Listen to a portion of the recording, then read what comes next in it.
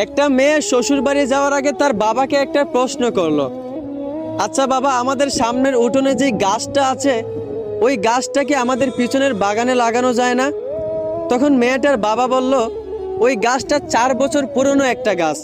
এখন যদি এটাকে অন্য জায়গায় নিয়ে লাগানো হয় তাহলে সেটা নতুন মাটিতে অন্য জায়গায় নিজেকে মানিয়ে নিতে পারবে না, গাছটা মারা যাবে।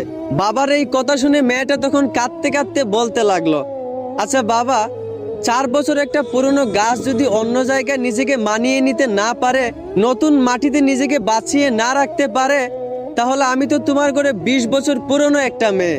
তাহলে আমি কিভাবে অন্যের বাড়িতে গিয়ে নিজেকে মানিয়ে নিব? আমি কিভাবে অন্যের বাড়িতে গিয়ে নিজেকে বাঁচিয়ে রাখবো? মেয়েটার এই কথা শুনে তার পরিবারের সবাই অবাক হয়ে গেল। তার বাবা অজরে খাটতে লাগলো। আসলে আমরা ছেলেরা মেয়েদের জীবনটা যতটা সহজ মনে করি ততটাও সহজ না। মেয়েদের জীবন আসলে অনেক কষ্টের। তাই প্রত্যেকটা ছেলেদেরকে বলবো, মেয়েদেরকে সম্মান করতে শিখেন। ধন্যবাদ।